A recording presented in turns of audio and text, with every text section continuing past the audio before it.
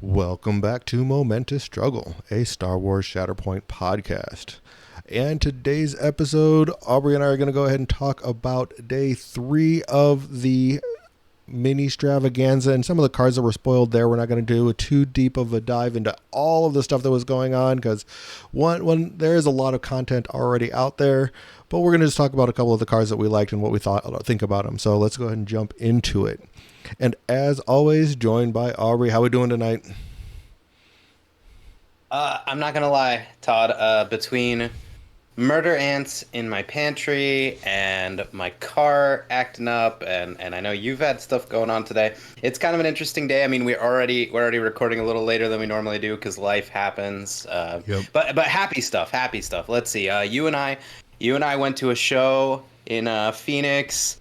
A parody show, The Empire Strips Back. I've got my merch here ready to go. It was for research purposes, everyone. Yep. Research purposes. We need to know Star Wars burlesque research purposes, yes.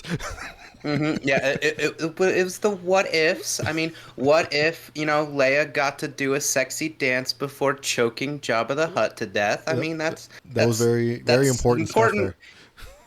Important research. And let's see, Todd, we played a game and I actually beat you. Yes, you did. Right? Yep. That never happens. Night Sisters were on fire for you. They basically just destroyed, jumped all over the place and definitely took struggle 1 for you for sure. They put you way ahead. Oh yeah. I am now a firm believer. On the way home from work today, I was listening to Rogue Support. They were talking about how great Maul Mother Talzin is. Mm-hmm. I played with Ahsoka because I was still trying out that same Ahsoka list with Ahsoka, Obi-2, and Mandos. Yep. So I'm not playing exactly the Maul list, but it was just the Mother Talzin box. I'm not gonna lie, I am now a believer in the dark magics. The Night Sisters were pretty awesome. I played again with my stepson. We only got through the first struggle. He and I we're having trouble getting through. He likes to think a lot. He goes deep in the tank, and we're playing for fun. So whatever. But I tried it with Mother Talzin and Asajj, because I realized I hadn't actually played with Asajj, and I know you love some Asajj, so I mean I enjoyed it. I didn't win the first struggle, but well, I'm gonna play him again later. We'll see if I can get back there on 2 and 3. There you go. Sounds like a plan. No, speaking of Rogue Support, I mean, definitely an amazing podcast. I listen to Omnis on both sides of the AMG train, as you would say. I mean, because he has a MCP podcast, Omnis Protocols, and then he also is on Rogue Support. So I listen to Omnis at least twice a week. Dizzard is amazing too on his podcast and Rogue Support. So, and Finger Guns is just fun to listen to. So I mean, that podcast is amazing, and I think all of their information. Yeah, some of it's hot takes, but they're very intelligent when it comes to the games itself too, and just theory of games. So they're definitely worth listening to for sure. Oh yeah. I apologize in advance, guys over at Rogue Support. I listened to your podcast on the way home, which means some of my hot takes might just be regurgitating yours. I'll try my best not to just copy paste. I'll change the homework a little bit, okay? I'll change the homework a little bit. Fair enough. Yeah, so I mean, overall, yeah, I know I haven't gotten a lot of games, and I've been doing a lot of hobby stuff myself. I've been working on, because of your thrashing of me with the Mother Talzin and the Witches of Dathomir, I actually started painting up Mother Talzin and I'm working on the Night Sisters right now, actually. I'm working on those, so those are my fun ones that I'm painting. So, yeah, looking forward to it. I mean, and then I think this weekend over at one of the stores is having a Shatterpoint event that I'm probably going to end up going and playing in just for fun. But I know you like to do your sword play, so you're probably not going to be there. Yeah. No, I'm going out of town this week. So that's right. This time I'm no swords, no fun. I'm going out of town, unfortunately. Family stuff, it happens. But yeah, won't be able to be there. I'll be there in spirit though, because I want to play in more tournaments. I just need to stop having them at the same time as my sword class on Saturday. I've got to I know it's hard It's because those difficult. games go long. Yes, they do.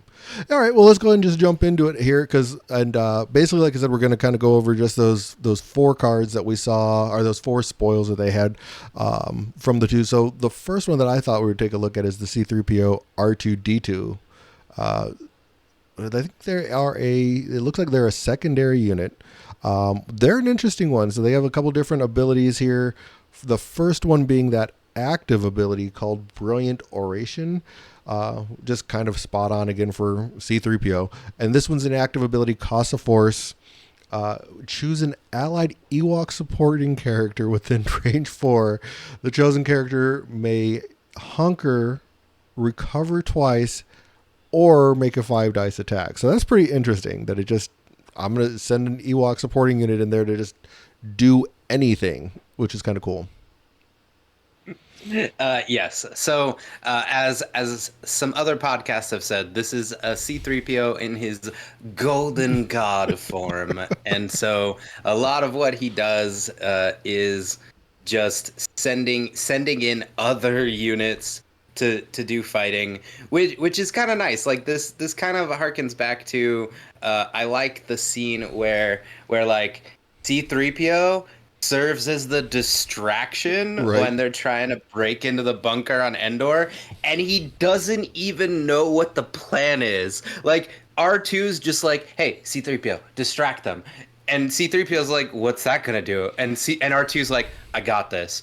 And then the Ewoks descend upon them when they come over to try and capture C-3PO. Like, oh my god, it's just like uh It's pretty spot on, AMG though. is just cooking. Yeah. It's great. No, it's completely spot on because C-3PO is just the golden coward that he is. Like, I'm not going to do anything. You go do it. It just makes perfect sense. So, Oh yeah. Oh yeah. No, no, it's great. yep. So they also do have one reactive ability. That's the R2. I'm not sure that's such a good idea. I love that quote.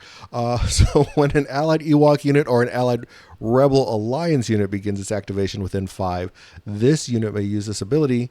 The active unit may recover any number of conditions from itself. Then that unit suffers damage for each condition it removes after the first one.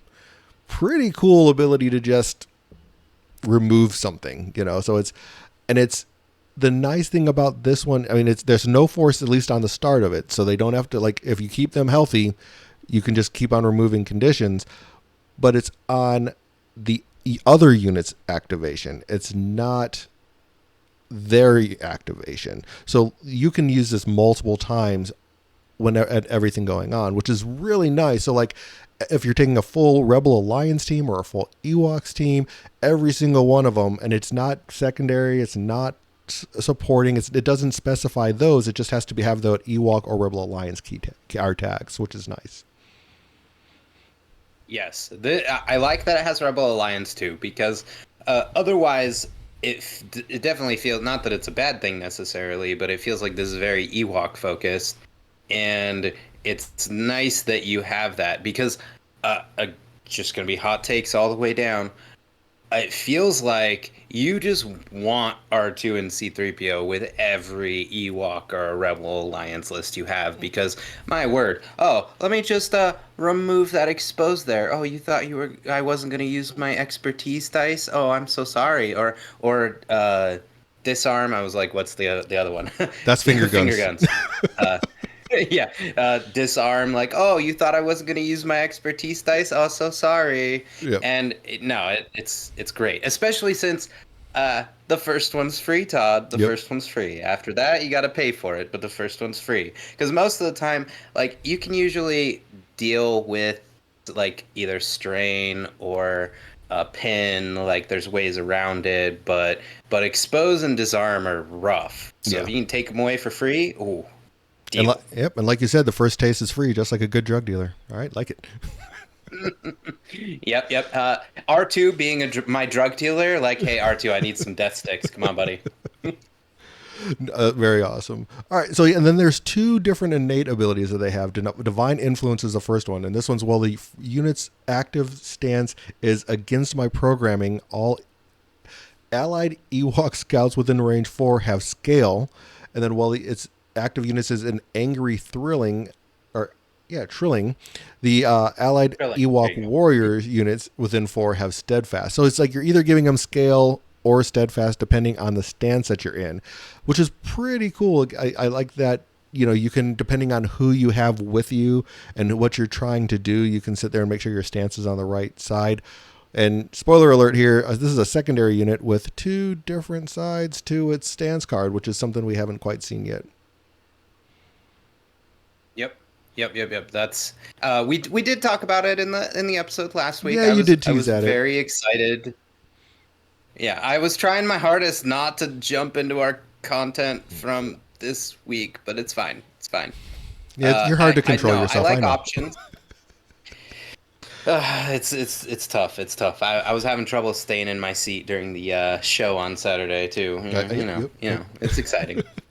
But yeah, no, I love when you get options. I love this isn't our first time seeing this. Like Padme also has this where depending on what side you're on, it matters. Like I love when the decision is also tied to another decision. Like you're like, okay, which side am I on? What am I doing? Like, what am I going with? And this is even better because it's like, all right, am I R2 or am I C3PO? Like, great. Are you gonna use the cowardly one or the smart one? Got it. Yep. I like it. And then there's one. And then both abilities are good. They are. Both abilities are really good. I mean, but it really does depend. Like, are you wanting to have that movement ability with the scale, or are you wanting to sit there and have steadfast where you're just not going to get pushed? So it really, I mean, you have to look at what your opponent is probably going to want to do against the different units that you might have in different positions. So there is some forethought into what side of the stance card you're going to want to be on when you're ending your activation, so you're not moving to the wrong side and making sure that you're able to, like, I want to end with my Ewok warriors having steadfast so they can't get pushed off of this point that I have them sitting on, type of a thing. Right, and that's the cool thing, because how you maneuver events, like you can start and give them all scale and let them climb up and do their murder death bear thing, and then flip it over later, and then be like, okay, the murder bears are on the point, let's keep it that way. Exactly. So, yeah. Nope, I like it a lot. And then there's one last innate ability, that's the goodness gracious me. And while 1 or more allied Ewok units are not wounded and within range 3 characters in this unit cannot be targeted by range attacks. So this one's really cool that it basically just Ewoks, and any Ewok gives them protection. So again, protecting the deity, the great deity that is C3PO. Oh yeah, and am I the only one reading these cards in the voice of the character? Because like I'm hearing Han Solo saying, "Why don't you use your divine influence and get us out of this mess?" Like Exactly. I'm just sitting here, just like, oh my god, these voices are coming out of my childhood, and I'm like, yes, this is so good. Yep. No, I do like it. I do like that it picked like some of the best quotes they possibly could from the movies and some of the best things that they could out of the movies to sit there and have as abilities on the cards, which is just really cool. Oh yeah, absolutely. All right. So yeah, you were super excited about this stance card simply because they're like dual-sided, one for C-3PO and one for R2-D2, which is a really cool thing. Looking at their stance card, looking at the side that is the C-3PO side, which is against my programming, doesn't have a range attack, 5 dice melee, 5 dice for ranged, and for melee as far as defense are concerned.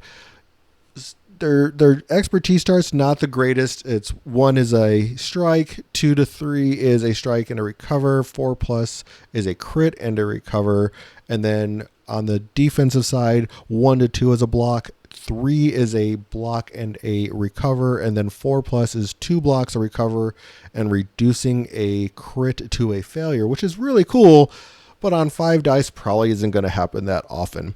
The stance tree, pretty straightforward. Not a lot of damage coming on here. It's 1 is on first one's a recover, 2 is 2 recovers, 3 is the active ability, And then 4th down the tree is disarm. And then finally you get some damage, 5 down the tree at 2 damage, and not a whole lot going on. You're probably not even going to get there since you're only rolling 5 dice with them. Pretty interesting though. A lot of recovering going on with this side of the house. What do you think? Oh yeah. So again, we're kind of used to by now, and it's perfectly fine. I enjoy the design. Usually one side is defensive, one side is offensive. Obviously, C3PO's side is going to be defensive. R2's, we'll get to a sec, is the more offensive side. Makes perfect sense. Nail it. I just kind of love the fact that, like, we've got this protocol droid who does not have a lot of protocol happening around him, and he basically, like, all right, I'm just gonna turtle up and heal. Okay, I'm just gonna turtle up and heal. Okay, now you may be a little mad. I'm gonna send the little murder teddy bears after you. Okay, now I'm just disarming you. Okay, you've made me angry. Damn it! It's like I'm just imagining C-3PO like bitch slapping someone. Like it's just, oh, they nailed the design so well. It just feels. It feels like C-3PO. Like again, I'm thinking of like in New Hope, they're walking through the hallway and getting shot at, and C-3PO's just walking, Just doing waddling his away as thing. fast as possible. Yes. Yeah. So no. Yep. Perfect. Very good. It feels like C-3PO. Yep. No, and I do like it. I mean, it's very. I don't think you're gonna be on that side very often, unless, of course, you're wanting your Ewoks, the scouts, to do some scaling, because that's really like where that is there. And also, but I mean, if you do want to do some type of recovery, but how often are you really going to have these guys up in a point where they're going to be doing an attack? I don't know if there's a lot of attacking that's going to be going on, especially since they're only in melee. Do you really want to have them in range 2 of something? I don't. They feel more like a sit back support from the rear type of a unit. So I don't know if these guys are going to be doing a lot of attacking anyway, to be honest. No. I don't think so. This is to borrow a term you've used in the past. This feels like more of a finesse piece. Yeah. You are using R2 and C3PO to control the murder bears. Yeah. Like that is their job, and this is more of a okay, last resort. Somebody's gone after my dear R2 and C3PO. And okay, now we gotta fight. All right, and now we gotta heal and recover. Yep. Like this is very much a like I don't see you flipping over to the C3PO side unless you need the scale, or if things have gone sideways and you're more like in struggle 2 and 3, and you're like, okay, I need to heal them. We need to remove some conditions. Like okay, Yeah, exactly. But I mean, and if you do want to do a little bit of damage or something like that, I think the best side to be on is Angry Trilling, which is the R2D2 side. He does have an extra attack dice with 6 attack on the melee side. Again, no range, and still the 5 defensive dice across the board. His trees, his expertise charts are pretty much the same. 1 on the melee side is going to get you a strike. 2 to 3 gets you a strike, but instead of a recover, you're getting a damage. And then 4+ is going to give you a crit and a damage again. And then on the defensive side of it, 1 to 2 gives you a block. 3 gets you a block, and then a dash instead of the heal. And then again, it's going to be 4+ a block, reducing the crit to a failure, and then another dash. So pretty much the same, except you're getting either dashes or damage instead of the recover actions. So pretty cool there. I like how they kind of changed that up a little bit from the recovering healing side versus the doing a little bit of damage and movement side that is R2D2. So pretty cool there. Mm-hmm. Okay, but we got to talk about that tree, because 2 shoves, 2 successes. Yes. I love it, because I'm just imagining R2 all the time. He'd be like I'm actually going back to, I know this is OG trilogy time, but I'm going back to Attack of the Clones when R2 just boots C-3PO off of that ledge in the droid factory. Like, he's like, get out of my way, C-3PO. I got stuff to do. And he just knocks him off the ledge. Like, that just feels like R2. And the fact that he just needs 2 successes, 2 shoves. Yep. Nice. No, that feels like R2. Like, he means business. Get out of my way. And then he's just a murder bot. He might not be our favorite war criminal Chopper, but he does 5 damage in a strain, and like he's got auto damage on his expertise tree. Yep. I mean, he gets to shoot up. He's got like in the best case scenario, he's doing 7 damage in a strain. Like, I mean, R2's my boy. He's got me where I need him to be. Like, it's all right. Yep. So just it feels like R2. It feels great, but like they feel like companions, the counterparts. Great. No, I do like it. I mean, it's like you said, the shove on 1, and then the shove and damage on 2, then 2 damage, then a strain, then 2 damage again. I pictured him like more like with his like electric prod, pushing him back with that, and then following forward. You know how he's like, yeah, that's what I picture with all, like, I'm gonna electrocute you, and I'm gonna electrocute you again, and I push you back. So that's what I pictured with them. But overall, I mean, I think they look like they're going to be a fun unit to play.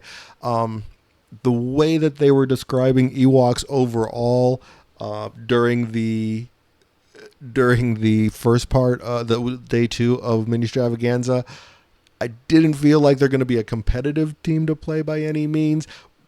Sounds like they're going to be fun, and like looking at this particular unit, I really think they are going to be kind of fun to play.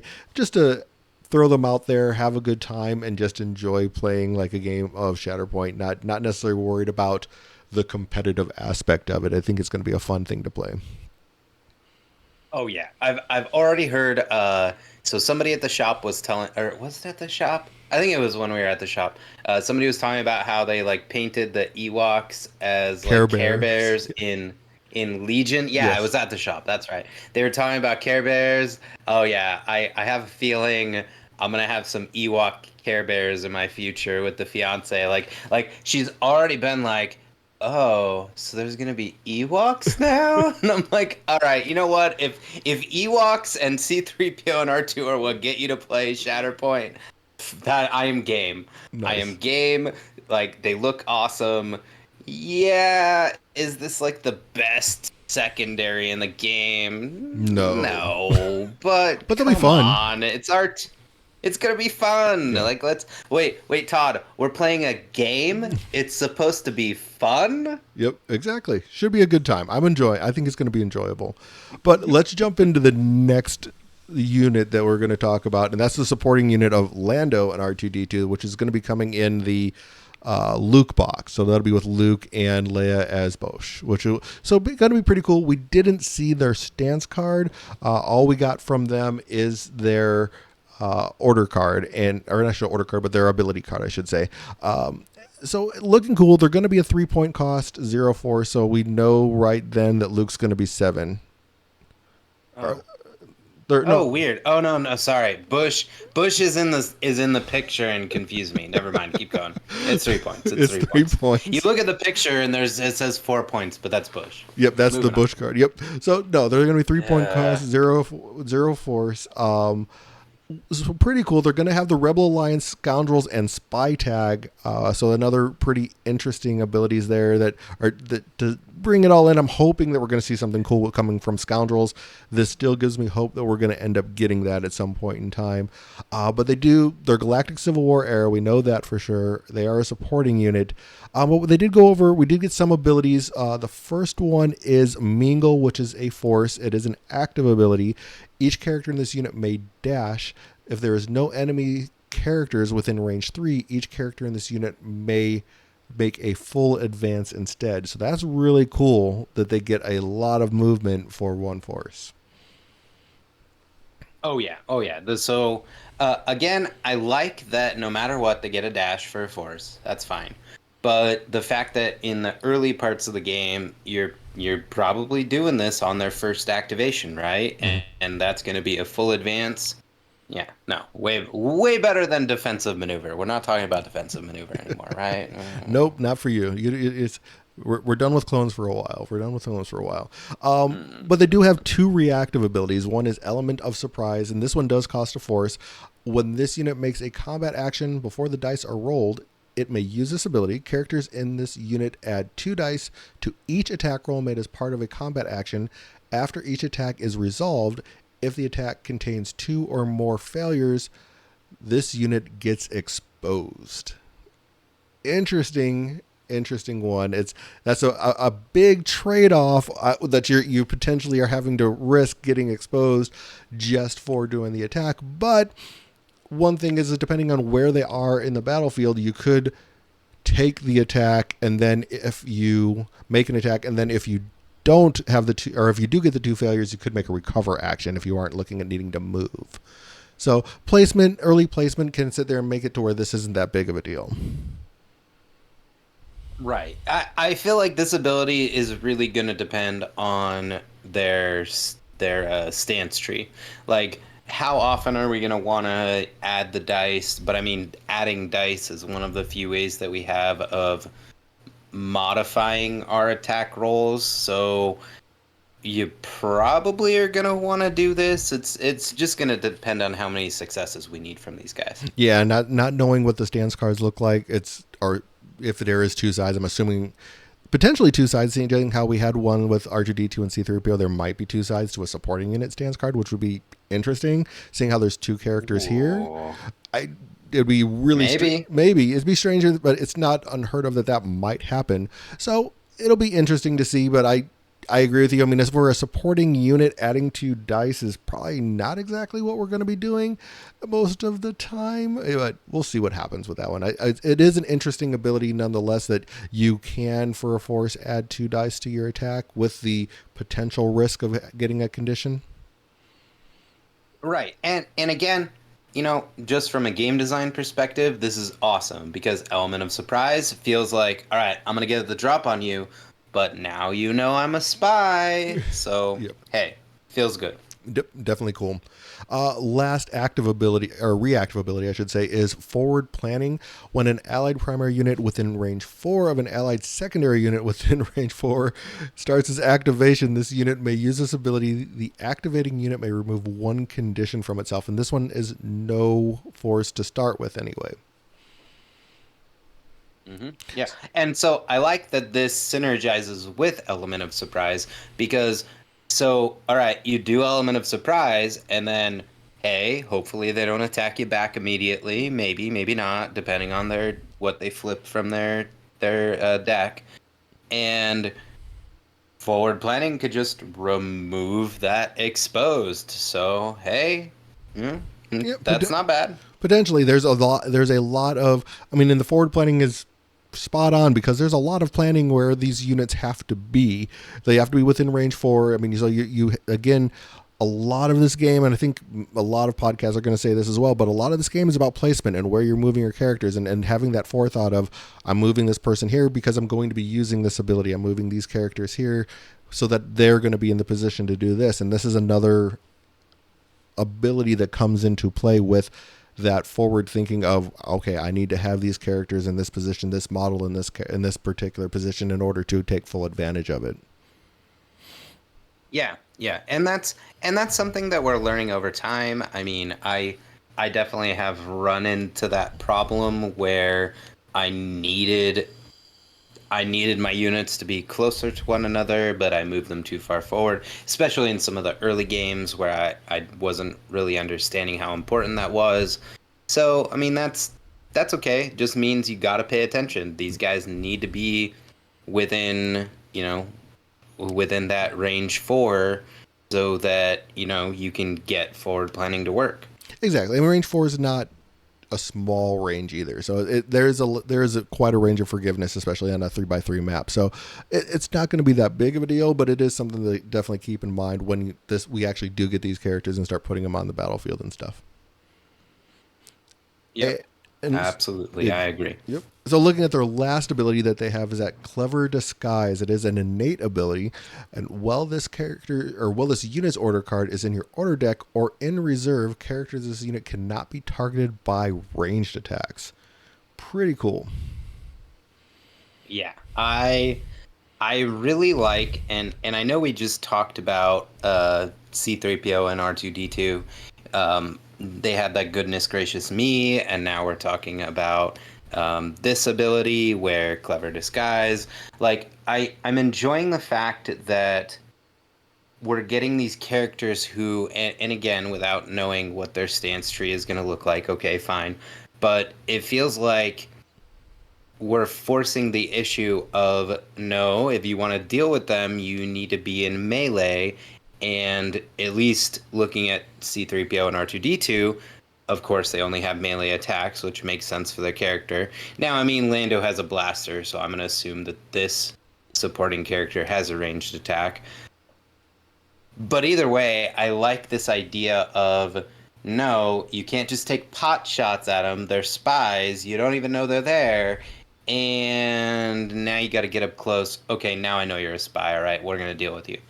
Again, it's just good design. Like, I'm happy. Yeah, very cool. It's like very on brand for what these characters were for that particular moment in Star Wars, where they were, in undercover at Jabba's palace. You didn't know that they were part of the whole the rebels that were trying to free Han. So it's very cool, and I like the ability. It really is kind of just feeds into the idea of who these characters are and everything along those lines. So I do like it. I think they're pretty cool.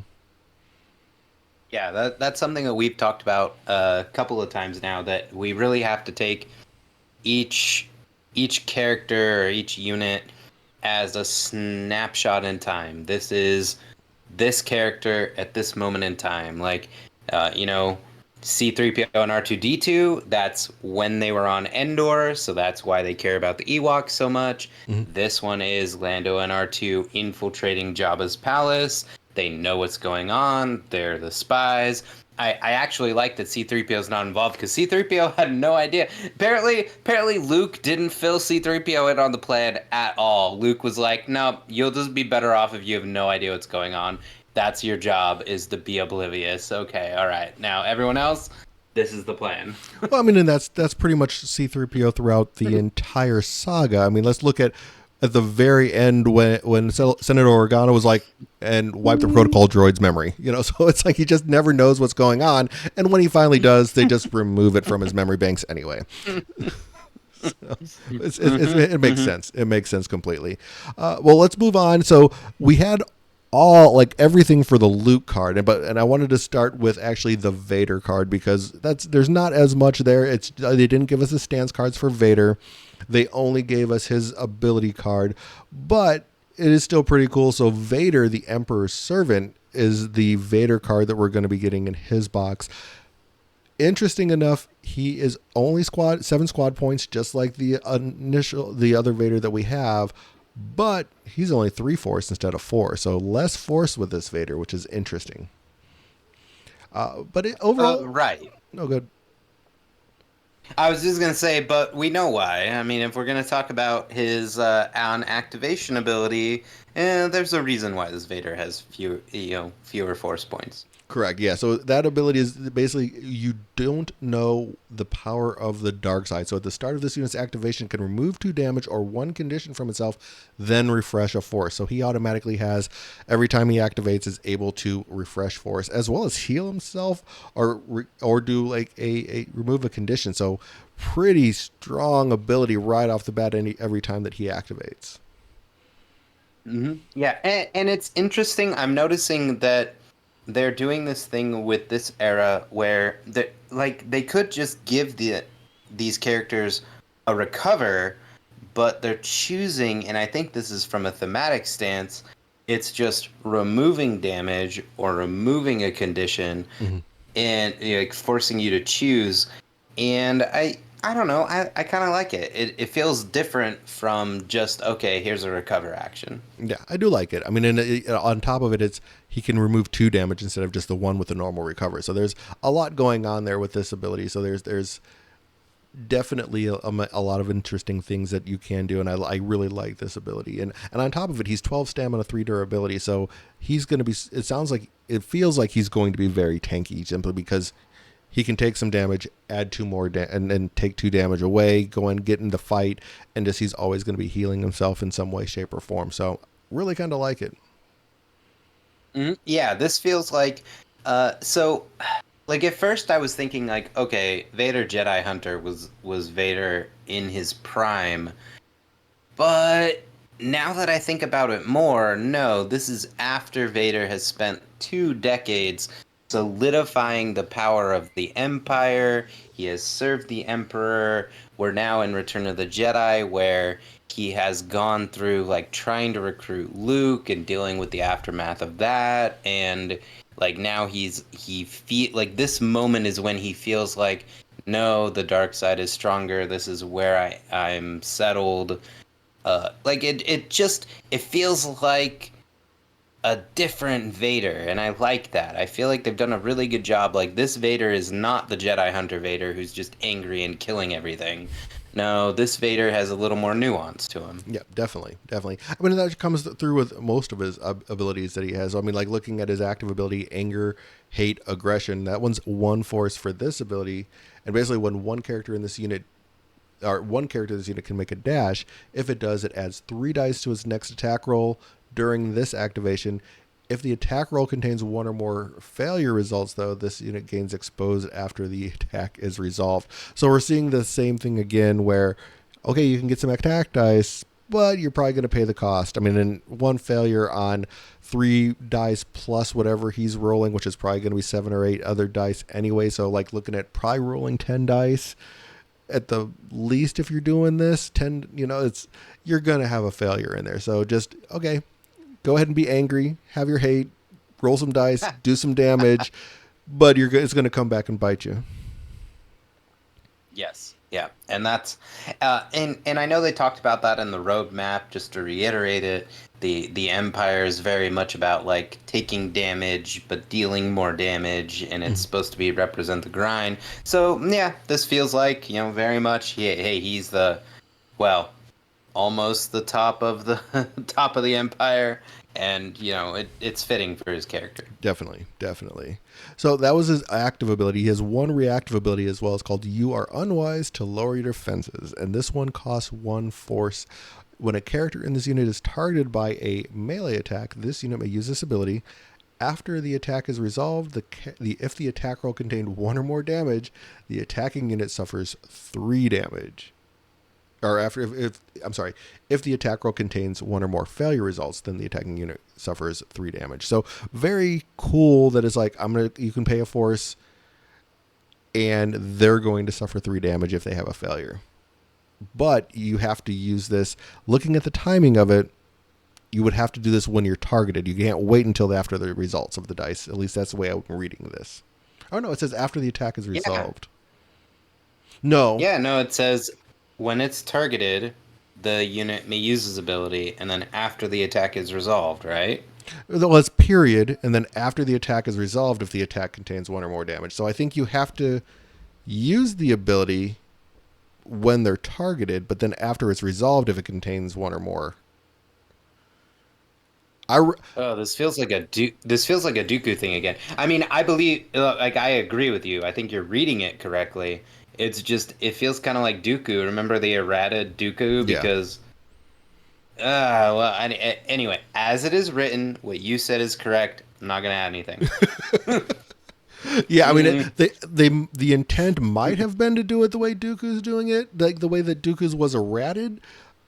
But again, I think this is still written in a way that you have to make that decision when you're targeted, and then if not, then you're just out the force. So I don't know. Interesting. I might be wrong in how I'm interpreting it, but I'm not sure I am.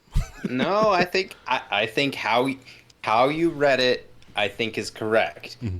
Whether that's what they intended, well, I mean, hey, the dark side is a path to many powers that some would consider unnatural. That is true. Very true. But so he has 2 innate abilities. One of them is an identity. So the first innate ability is perhaps I can find a new way to motivate them. When a character in this unit wounds an enemy unit, after the effect is resolved, another Galactic Empire character may dash. I like this ability for two reasons. It doesn't specify the type of unit you have to wound, so you can wound anything, a supporting unit, a primary unit, it doesn't specify one or the other, and it's another Galactic Empire character, so you can move any Galactic Empire character. It doesn't specify, again, the primary supporting unit. You can move another primary with this ability, and there's no range to it. So I like this ability because it's global. There's very few restrictions on it. Oh yeah, yeah. Again, movement so far is king in this game, and I mean, I just like again. I keep thinking of what's the phrasing on the stormtrooper? Something inexorable advance. Mm-hmm. This feels very much like I injure you, and now we're moving forward, and Exactly. that's what the Empire wants to do. Yep, always moving forward. So the Hmm. last one is his identity. You cannot hide forever. At the end of this unit's activation, if no character in this unit wounded an enemy character or enemy unit during the activation, and if its unit's order card is not in the order deck or in the reserve, shuffle the order card into your order deck. So basically, if you don't hurt anybody, just shuffle them back in and play them again. Yeah, and I think it was Hello There's podcast. Maybe it was Hello There's. I've listened to a few over the past few days, so my bad if I'm crediting the wrong person. But they were talking about essentially like there's a world where you could just kite Vader and like just force your opponent to keep activating Vader over and over and over if he like fails to wound somebody and he's like the last card in their deck. Yeah. So there's gonna be scenarios where this gets weird. Okay, fine.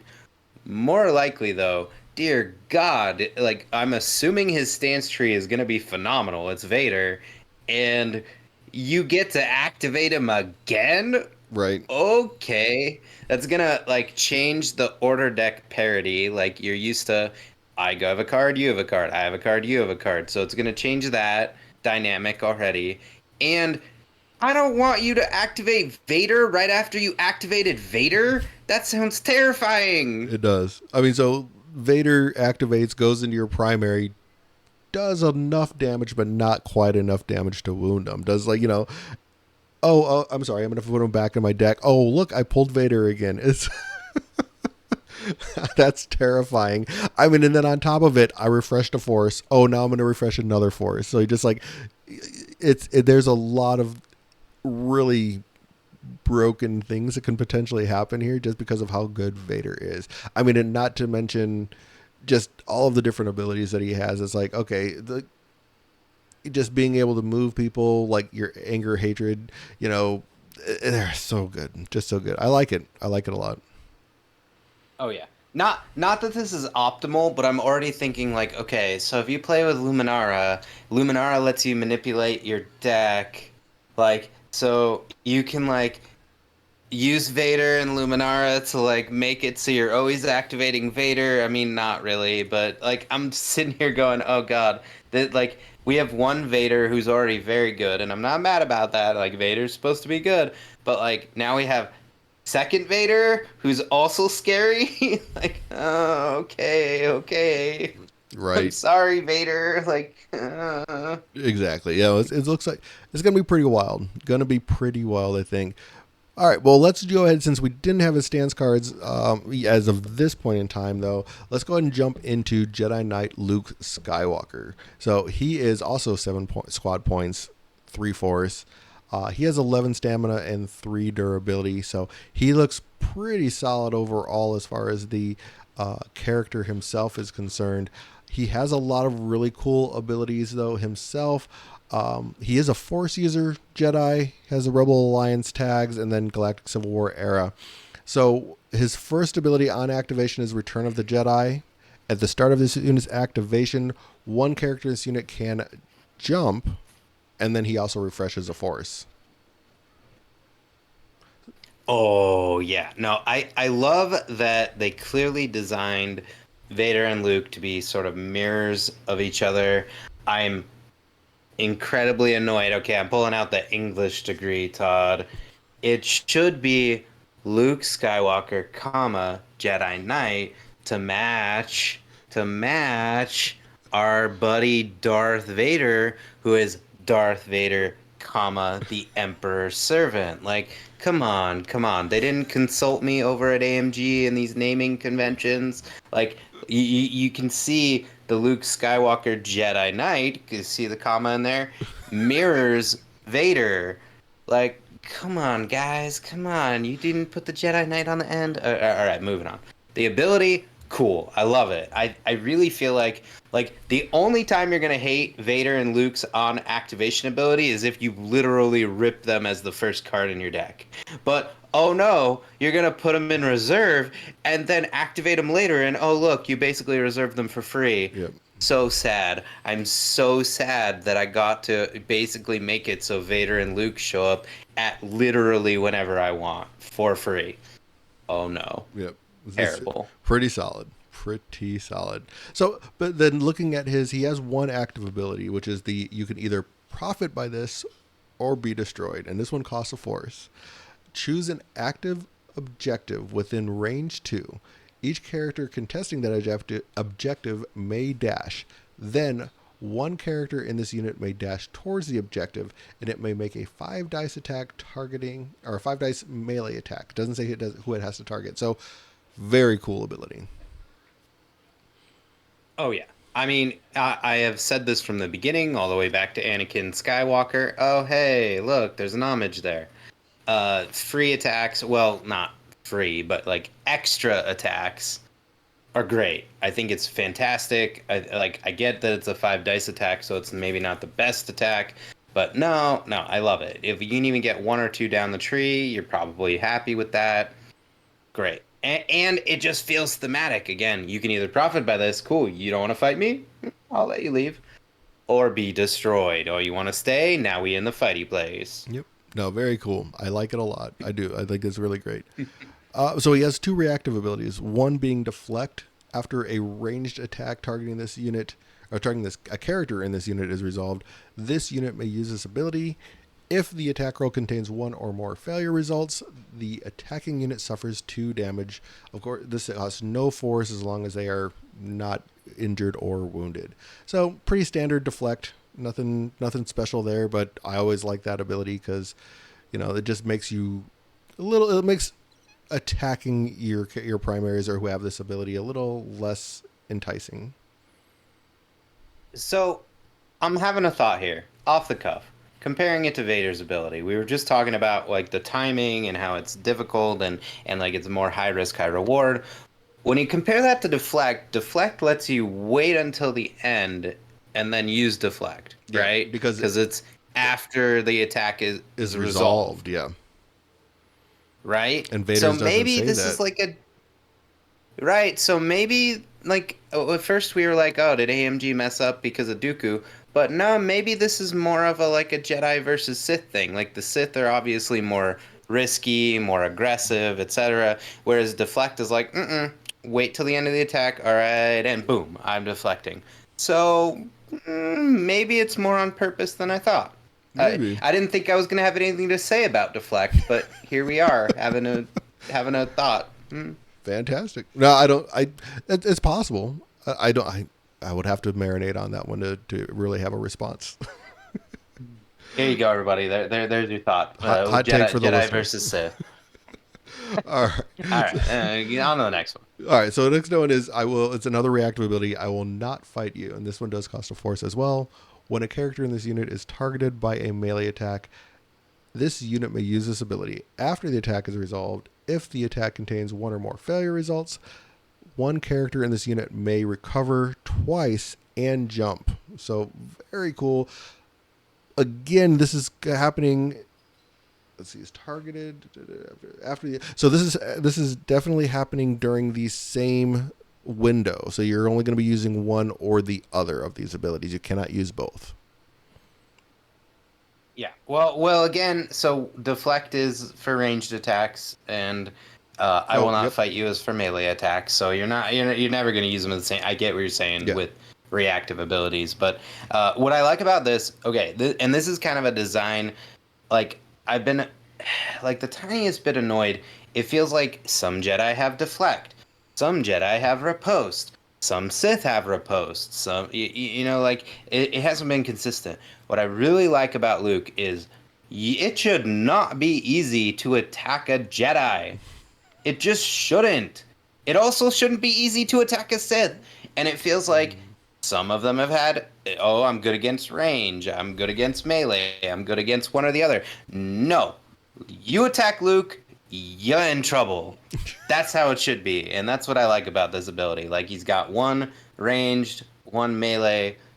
Like, Luke should be a tank at this point, right? In Return of the Jedi, it should be hard for you to attack him. So, yeah. Other than that, I like it. Like, it's fine. Yeah, I think it's a good ability. It's pretty interesting. I mean, it keeps him alive a little longer potentially with those recovers. So very cool. And then his last ability is his identity. I am a Jedi like my father before me. While this unit's order card is in the order deck or in reserve, it has immune to expose. While this unit card is not in the order deck, it has immunity to pin. So really cool that it's immune to exposed or pin. So very cool. I like this ability. Oh yeah, absolutely. I gotta go back up to I will not fight you. Just one more thing. Reminder, the jump happens after the attack is resolved. So if Luke gets shoved off a point, he can just jump right back on that. So I like that. All right. One thing I forgot. All right. It just reminds me of like Obi-Wan's hunkers where like you can remove the hunker and then dash back and like that's good. But okay, so this one, again, I just like that you're having to keep track of, did I activate Luke? Did I not activate Luke? Like, immunity exposed is really good, but once he's been activated, okay, he's kind of like he's attacked and now he's left himself open for an attack. Again, it's almost like AMG knows what it's doing at this point. It's like they know what they're doing. You would think so. Yeah. Like, I have no complaints. Like, this feels, as much as you can, this feels like a sword fight with these cards. Like, you feel the dynamic energy, and they did it with something as simple as, all right, where's the order card? You get different conditions. Exactly. Or, I mean, immunity to conditions. Exactly. So I like it. I like it a lot. So then taking a look basically really quick at his stance cards, because we're probably going to be going over these once the actual boxes get completely spoiled and everything like that. So we'll probably touch on these again. But looking at it, he has the Form 5 side, which is his more offensive side, it looks like. Doesn't have a range attack, pretty typical for a lightsaber wielding character. 8 dice on this side for his attack, 5 across the board for his defensive range and melee. Expertise wise, his lightsaber gives you 1 to 2, gives you 2 strikes. 3 gives you a critical and a strike, and then 4 plus gives you a critical, a strike, and a damage. And then in his defensive form, 1 to 3 gives you a block, and then also reduces a critical to just a regular success strike, and then 4 plus gives you 2 blocks, and then reducing that critical to a strike. His tree on this side, though, has a lot of damage up front. The first square, or so to speak, the first tile gives you 2 damage. The second one gives you 3. The third one gives you a damage and a reposition, and then it splits, just one split on here. You can either get a damage and expose or a damage and a disarm, and then then it goes back just to the same tree with 1 damage and a strain, and then finishing it up with 2 damage and a jump. So he does a lot of damage, potentially putting out 2 different conditions, also repositioning and also potentially jumping. So a lot of movement, a lot of conditions, a lot of damage potentially too. So I mean, you're looking at a total of 8, 9, 10 damage, 11 if you get all the way like down to the 4 also on the tree. So there's a lot of damage that can potentially happen here, and a lot of different conditions too. So I like this. Oh yeah, no, so basically Luke can wound, like in the best case scenario, can wound every primary in the game except for Vader, which a tiny part of me is like, hey, come on, like let him wound Vader. Like, he beat Vader in Return of the Jedi. Like, come on. There was no like conditional win. Like, he just beat him down. Whatever, fine. No, this feels like the beatdown plan. I love that there's a lot of mobility. Like you have expose or disarm as an option. Like I I have no complaints. This is Luke Skywalker at the height of his power, fighting the Emperor and on a mental battle, and Vader on a physical battle. Did great. Yeah, They did great. I like I it. have no comments. I mean, I like it. There's a lot going on with that card. There's a lot of different things that can be done. So I like that one. Then he also has his Form 3 side. This one is a little more defensive. Again, no ranged. On melee, it's 7 dice, and the defensive 6 across the boards instead.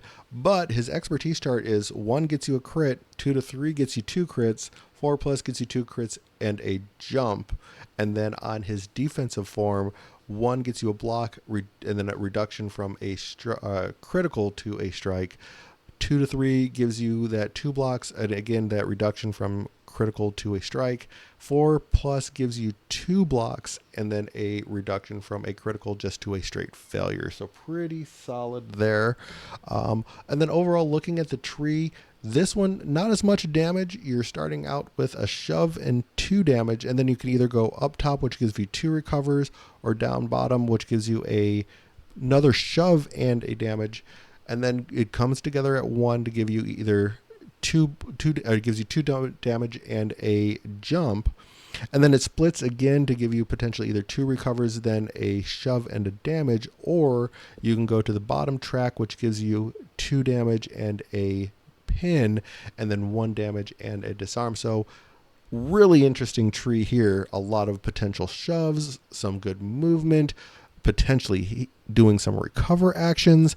There's a lot going on this particular tree. Oh yeah, I really like. Again, I'm gonna talk about lore. I love that Obi-Wan was Luke's first teacher, so they gave him Form 3 Chorizo. That's perfect. And I'm sorry, but look at this tree. Like, okay, so the front side is 6 damage, or front side. The offensive side, Gemso, is 6 damage in a reposition. This is 5 damage, 2 shoves, and a jump. Like, I'm not gonna. Not to mention, you start off 1 expertise gives you a crit. I'm like, which side is better? Like obviously the more offensive side starts to really lean in, but you have so many conditions on this side, so many recovers. Like I'm sitting here going, I don't know what side I want Luke to start on. Like these are both very good, especially when you think about the fact that most of the time you're getting like 3, maybe 4 successes. Like yeah, Gem So looks great when you're like, I'm gonna roll every single critical and I'm rolling like a million dice because I paired Luke with Jedi Hunter Vader, which Rogue Support talked about. That sounds fantastic. Fine. That sounds fantastic. Yeah. I know your lore brain is going, no, I can't do this. And I'm saying that'll be fun just to put you on tilt. Anyway, the point is like both sides are good. Like I am like usually there's like one side that we're like, oh yeah, we're starting on this side and then we'll switch as we need to. No, Luke, I'm like, I want both sides. Yeah. Both sides are good. Yeah, both sides, they are very solid. I mean, that expertise chart with the lightsabers, just like 1 gets you a crit, 2 expertise gets you 2 crits. That's pretty good. That is pretty solid. That's hard to beat. So no, I do like it. I mean, but yeah, the Luke looks like he is going to be fun to put on the table. I'm hoping that this is going to be something we're going to be seeing at the early beginning of next year. Hopefully, like by January, like right after Christmas, we're getting him, or even maybe right at Christmas time. But we'll see what happens. I'm looking forward to get these coming out though. Oh please. And just talking about the roadmap again, I love that they gave you the option of. I know we talked about it, but I just love that with a lot of these models, they're giving you like different options of how you want to build them. So we're going to see some variety with these characters. So excited to put them together, excited to put them on the table, excited to paint them. Going to be fun. Definitely going to be fun. Well, I think that kind of wraps up what we wanted to cover tonight. And you were worried we were going to have a short episode. I knew we weren't. We talked too much. We'd like to ramble and just go on for hours talking about just nonsense all the time. It's all right. We got there. Well, so, I thought we needed more content, Todd. It's all right. It's yeah, all right. it's surprising, but we could talk about just the smallest things for a very long time. And for some people, they still listen to us. I don't know why, but they do. Oh, thank you everyone who's listening. If last shout out, if the Empire strips back a Star Wars parody shows up in your town or city or county, I don't know.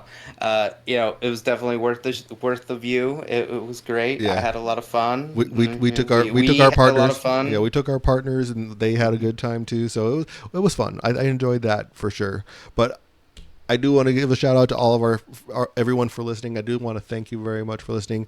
The best way to support us, as always, is to leave us a review on the platform of choice that you listen to your podcast. That definitely does help us out. Let us know what we're doing. If you are watching this on YouTube, by all means, go ahead and give us a like, subscribe, and go and leave a comment. I usually try to respond to most of the comments that people leave on all of our stuff. So I definitely do want to thank the YouTubers for paying attention and listening to us and watching us and leaving those comments. It does definitely keeps us going. But as always, again, thanks for tuning in, listening, or watching us. And as always, may the Force be with you. May the Force be with you.